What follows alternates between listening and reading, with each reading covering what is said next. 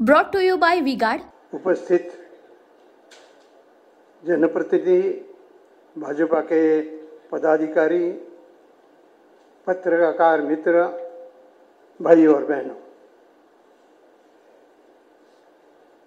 ठीक 49 साल के पहले आज के दिन ही आपातकालीन स्थिति की घोषणा की गई थी। वह दिन, वह शाम मेरे सामने है और उस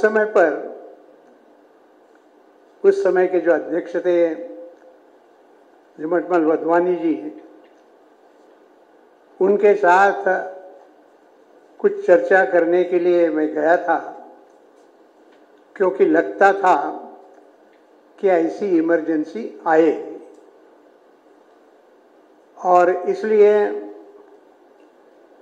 पहले लोगों को लगता था कि अभी इलाहाबाद के हाईकोर्ट ने निर्णय दिया है कि यह जो चुनाव वो अवैध है, वो चुनकर नहीं आई है, ये माना जाएगा। इस प्रकार की एक बात कई लोगों को लगता था, लेकिन वो नहीं हुआ। और फिर इस आपातकालीन स्थिति की इम्प्लीमेंटेशन किस प्रकार से होगी, इसके बारे में हमने थोड़ा विचार किया और उस समय पर महाराष्ट्र प्रदेश जनसंघ के संगठन मंत्री थे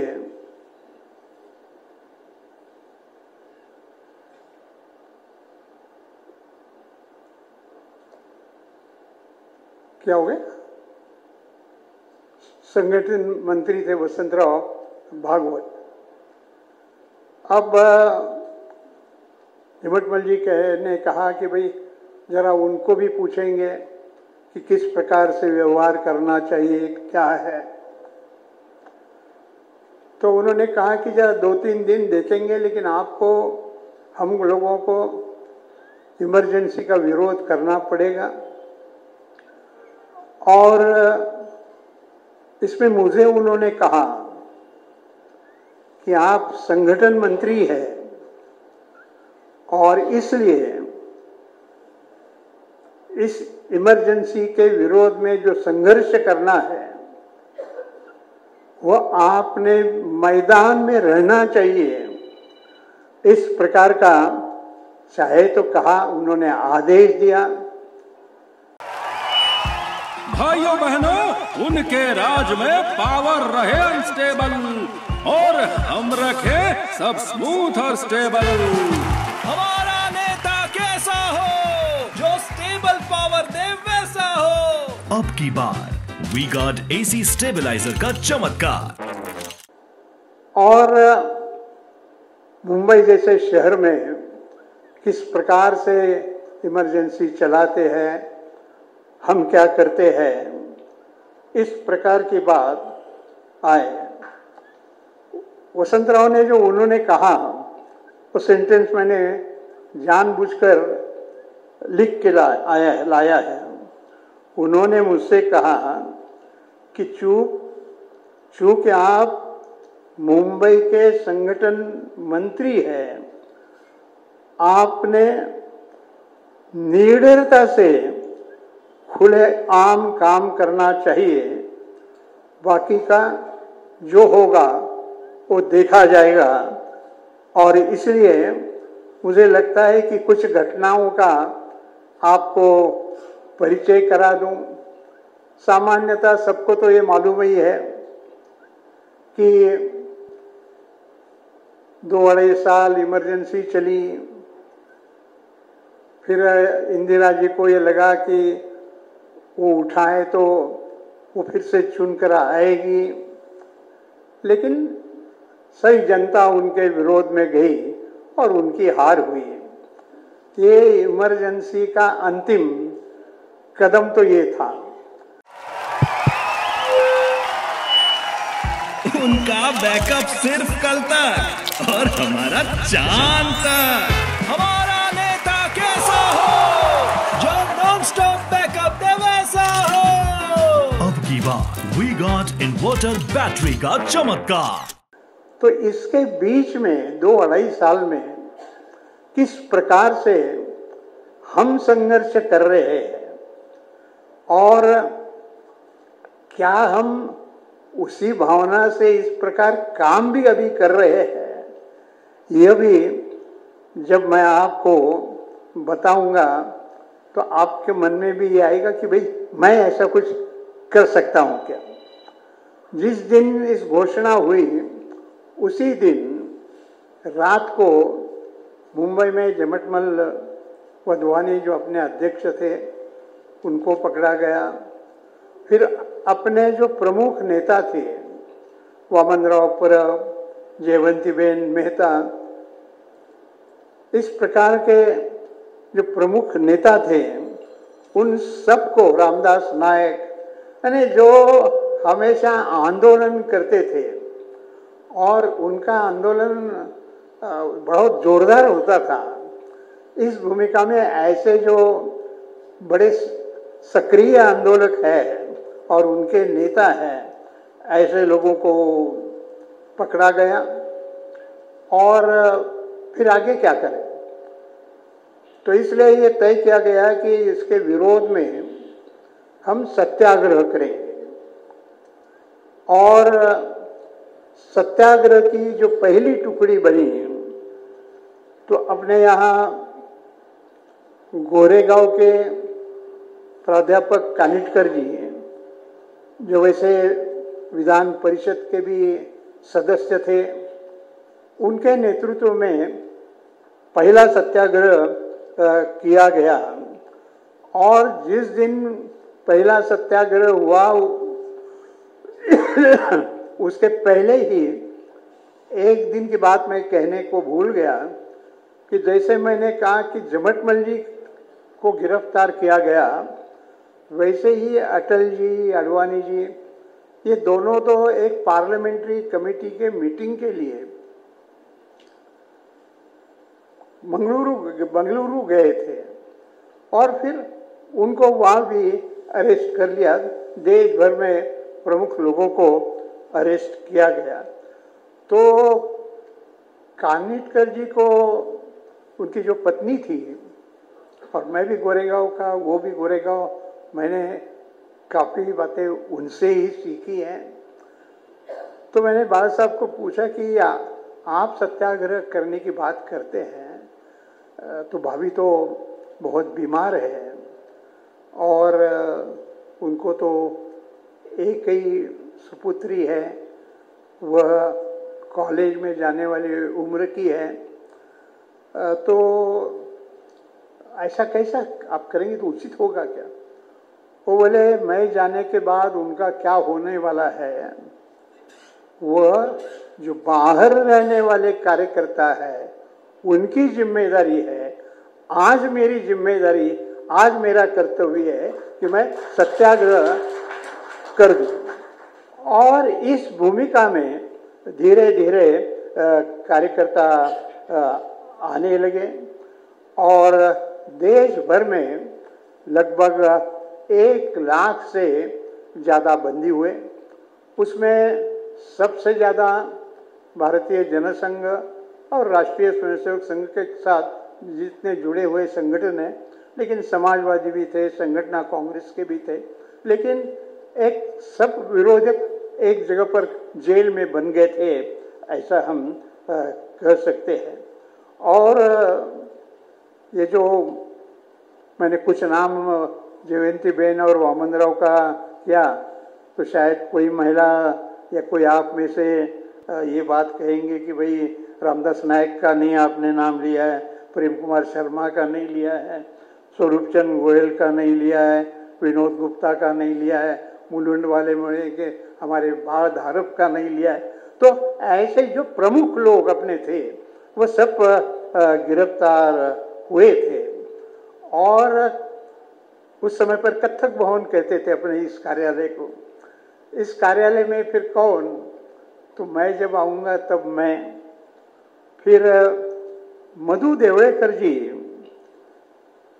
और बबनराव कुलकर्णी, ये दो महामंत्री थे, तो वो आते जाते थे।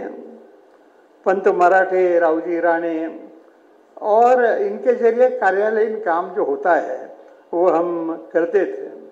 लेकिन इससे सबसे बड़ी जो महत्व की बात चलती थी कि लोगों के पास सरकार ने अखबारों पर नियंत्रण लगाने के कारण तो असली बातें भी जानी चाहिए, तो समय समय पर पत्रक निकालने की ज़रूरत होती थी।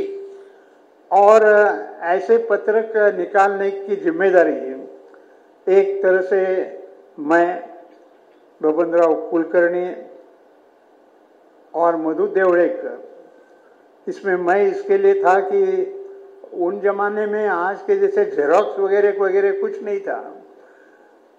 वो हाथ से स्टेंसिल में लिखना और फिर उसमें से कॉपी निकालना, टाइपराइटर यूज़ नहीं कर सकते थे।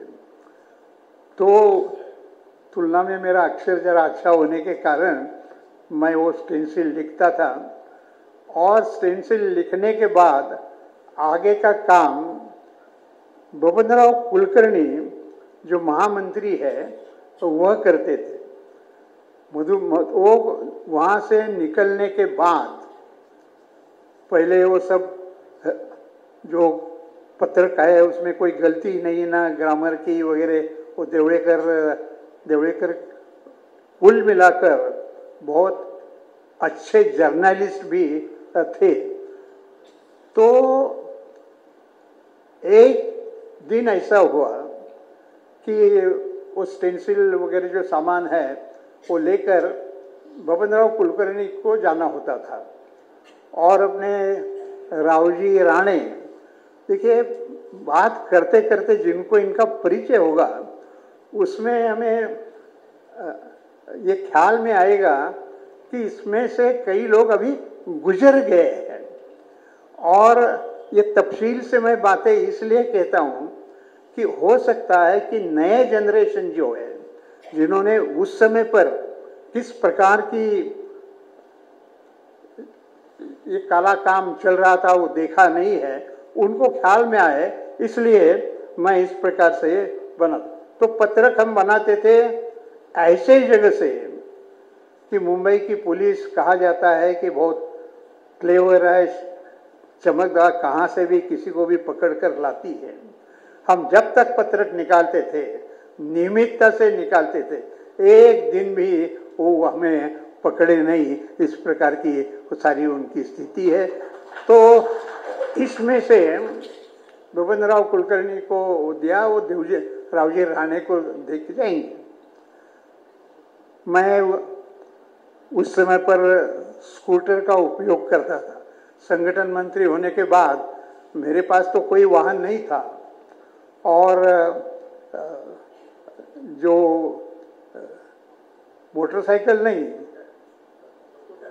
स्कूटर, तो स्कूटर मिलने के लिए उन दिनों में 3-3 साल का वेट होता था।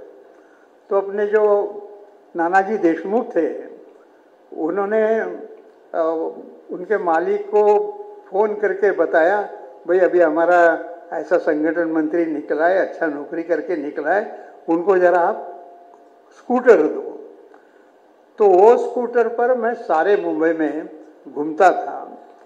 तो ये करके मैंने बबनराव को मेरे स्कूटर में पीछे बिठाया, और वो दादर से मुलुंड में रहते थे, इसलिए वो वहाँ से गए, और मैं गोरेगांव रहता हूँ, तो मैं स्कूटर पर गोरेगांव पहुँचा। जैसे मैं गोरेगांव पहुँचा और हाथ पैर धोकर जरा साफ सफाई किया, तब मुझे फोन आया कि बबनराव कुलकर्णी को ट्रेन में ही हार्ट अटैक आया है, और उनको अस्पताल में ले जाने के पहले ही वो मृत हो गए हैं।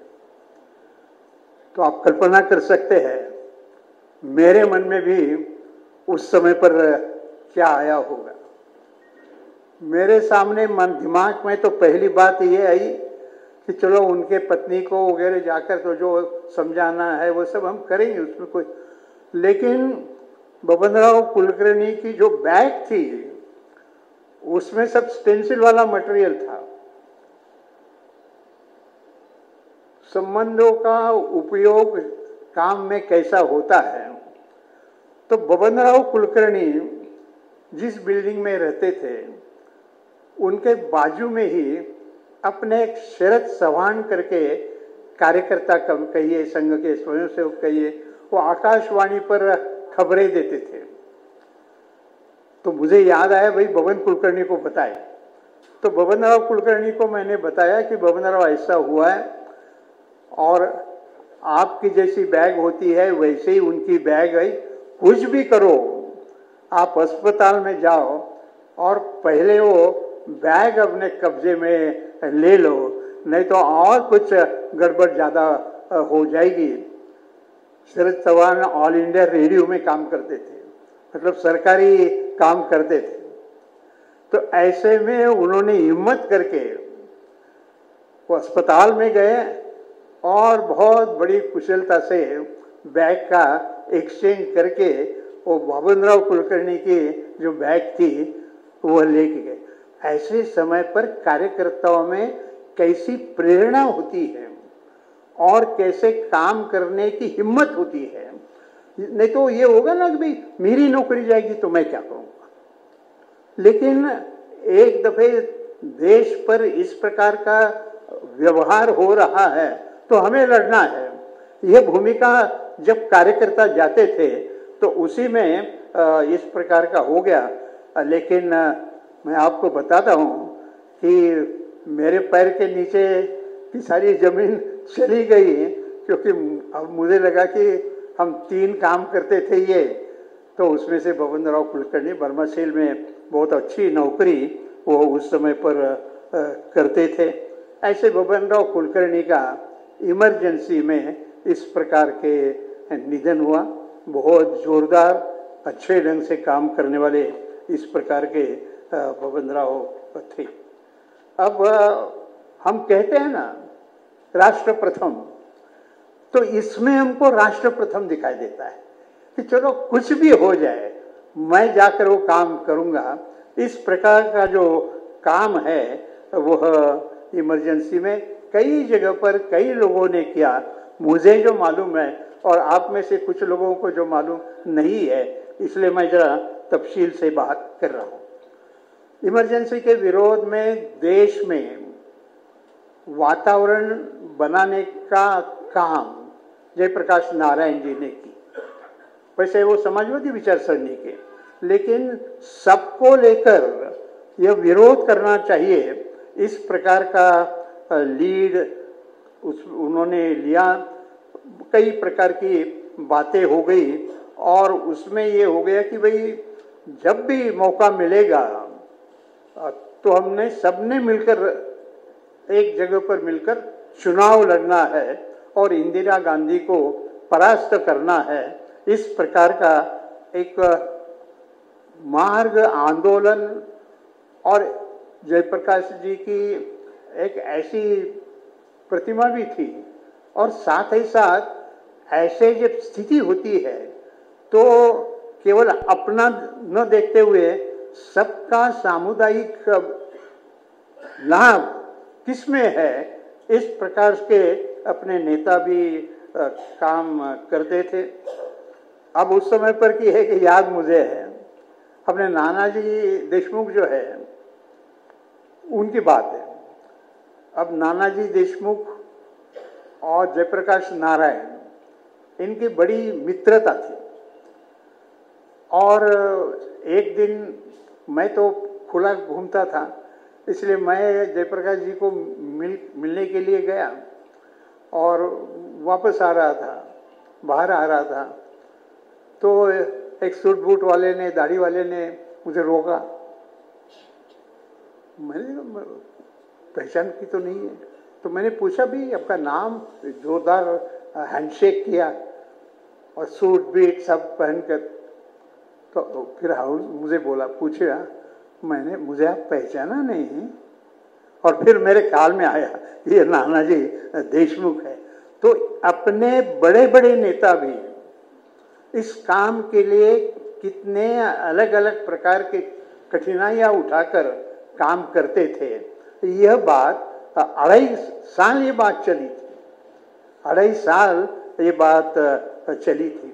उसमें और एक काम खास करके देवड़ेकर, अरुण साठे इन्होंने किया कि पार्टी का समर्थन तो है, लेकिन ऐसे कुछ लोग हैं वह यदि बोले मंच पर से आपत्ति के विरोध में तो होगा, तो उसमें से 3-4 नाम इन दोनों ने मिलकर निकाले, उनसे जाकर बात किया। ये 4 नाम जो है उसमें एक नाम जो है वो छगला जी का है, फिर दूसरा जो नाम है वो जस्टिस तारकुंडे का है, तीसरा जो नाम है वह महिला का नाम याद है आपको किसी को? महिला जो प्रोफेसर दुर्गा भागवत ने शाह गुजरात की प्रोफेसर थी। ऐसा हो सकता है, मैं आपको याद आया तो बता दूंगा। तो ऐसी पब्लिक मीटिंग उनके ओर से जय हिंद कॉलेज में रखी। तो ये केवल अभी राजनीतिक विरोध नहीं है, तो समाज भी इसके विरोध में जा रहा है। ऐसी बात उन्होंने जिस प्रकार से अपने विचार रखे, उस समय पर तो पूरे के पूरे अखबारों के लिए तो रुकावट ही थी, लेकिन यह बातें जब जाने लगी तब एक और पक्का विरोध इमरजेंसी के विरोध में हो गया। अच्छा, नाम मुझे मिल गया, आते आते कहाँ भागे, मिलेगा तो मैं आगे बताता हूँ। फिर इसमें हम लोगों को यह भी तय था कि समाजवादी पार्टी, संगठन कांग्रेस, भारतीय जनता पार्टी और बाकी जो कोई पार्टी इसमें आए, वैसे सर्वोदय के लोग इसमें आते थे, वह हम इकट्ठा बैठकर कहाँ सत्याग्रह करना है, कौन सत्याग्रह करेगा, कैसी उसकी पब्लिसिटी होगी, इस प्रकार से कोशिश कोऑर्डिनेशन का करते थे। और यह भी कल्पना, अब उसमें से अपने कुछ रिटायर्ड जर्नलिस्ट थे, उनका नाम देवी गोखले, इंडियन एक्सप्रेस के देशमुख, अरविंद कुलकर्णी, इनके साथ बात होकर कहो कि भाई ये अखबार वाले भी सत्याग्रह करें।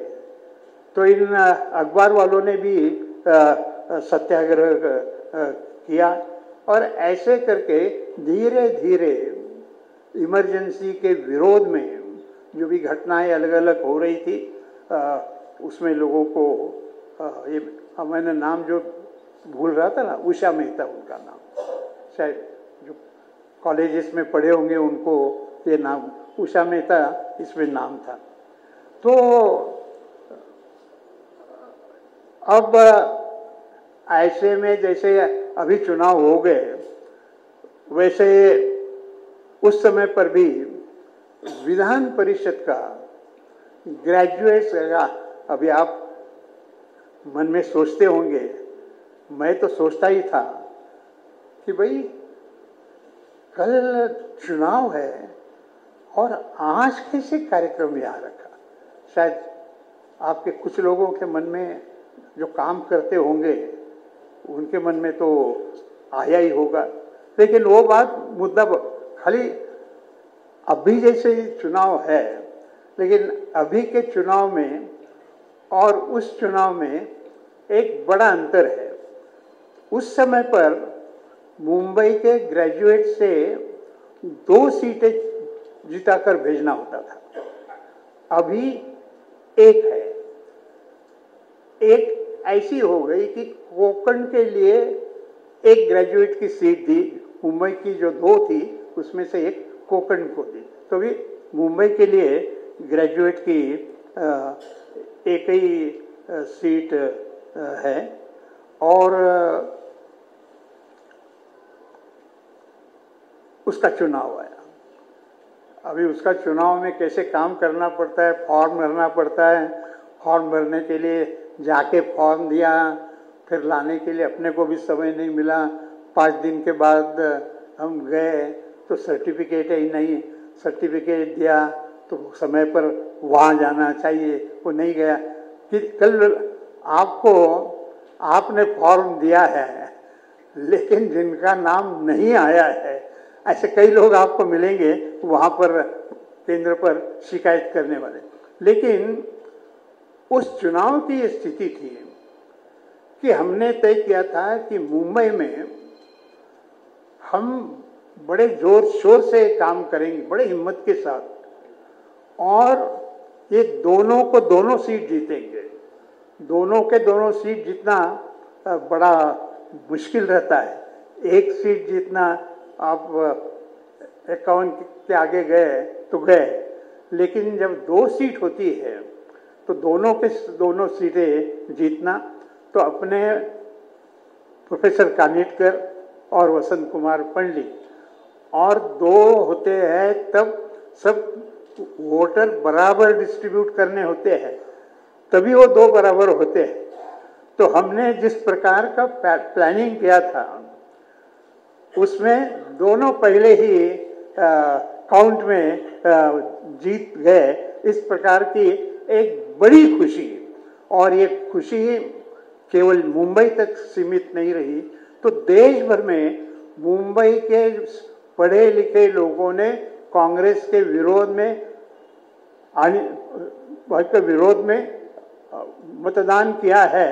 इस प्रकार का एक प्रचार करने के लिए एक बहुत महत्वपूर्ण ऐसा हथियार मिला, और ये हथियार मिलने के कारण वह सीट मतलब अपनी सीट है, इस प्रकार से वातावरण उस समय पर बना था। बाद में कारणों की चर्चा भी करने का कारण समय भी नहीं है, करना भी नहीं चाहिए। अब वो जो थी अपनी सीट हार गए, एक सीट जब थी तब हार गए, और उसके बाद लगातार शिवसेना ही वो सीट जीती। इस प्रकार का चित्र था। मुझे ऐसा लगता है यदि हमारे कार्यकर्ता जो कहते हैं वैसे और जानकारी देते हैं वैसे वास्तव में होता है तो ये सीट हम जीत सकते हैं।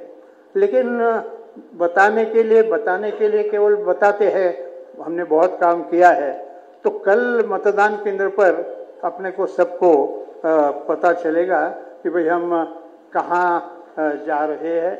और मुझे ऐसा लगता है कि मतदाता को भी मतदान करने के लिए प्रोत्साहित करने की एक घटना मैं बताता हूँ और फिर मेरा भाषण मैं समाप्त करूँगा। गोरेगांव में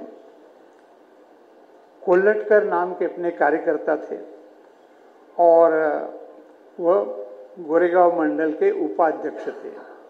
वो नौकरी करते थे और रोज अंबरनाथ के लिए नौकरी हुई।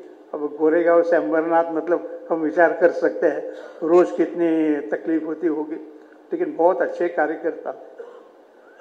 और सुबह ऑफिस में पहुंचे और वहाँ उनको हार्ट अटैक आया और उसमें ही वो गुजर गए। अब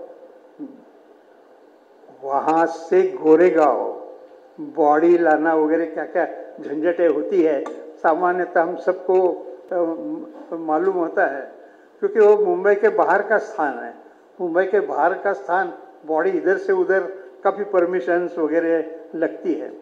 ये करते करते लगभग रात को 9 साढ़े 9 बजे उनकी बॉडी लाई गई और उसके बाद हम सब स्मशान में गए और फिर जो प्रक्रिया होती है वो प्रक्रिया की। अब श्रीमती सरयू कोल्हटकर महिला आघाड़ी की प्रमुख थी और वह भी मतदार थी, शिक्षिका थी। और आपको आश्चर्य होगा वो 9 बजे वोटिंग करने के लिए अपने घर से बाहर निकली। ऐसी हिम्मत जो है, यही बातें हमको प्रेरणा देते, नहीं तो आसान बात नहीं है। लेकिन उसने कहा कि जो होना है वो हो गया है, मेरा जो कर्तव्य है, दायित्व है। तब उनको 2 लड़कियां और 1 लड़का भी था, वो बाकी की बातें अलग। लेकिन ऐसे समय पर भी जो हिम्मत मन में आती है, और ये हिम्मत एक दिन में नहीं आती है, हम कैसे व्यवहार करते हैं उसके आधार पर ये आती है। और इसलिए मैं आपको अभी ये कहूँगा, आप यहाँ से जाएंगे, अपने घर हो या जो कुछ है, तो आपको मतदान के लिए कितना समय बचा है और इसमें से कुछ काम बचा होगा तो उसका भी घर जाते जाते विचार करें और ये देखें कि कल हम सब लोग इस प्रकार से काम करें कि वो सीट अपने हाथ में आना चाहिए। मुझे ऐसा लगता है इमरजेंसी का जो अर्थ उस समय पर हुआ वो आज भी जिस प्रकार का व्यवहार चला है, हम ऐसे लोग हैं कि डरते नहीं है, विजय पाते हैं। इस प्रकार का काम आप सब लोग करें। बहुत बहुत धन्यवाद। नमस्कार। जय Bharat. Brought to you by V-Guard.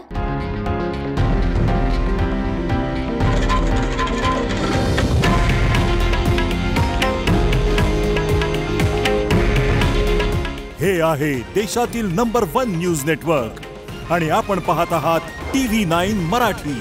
काळजी तुमची, हित महाराष्ट्राचं।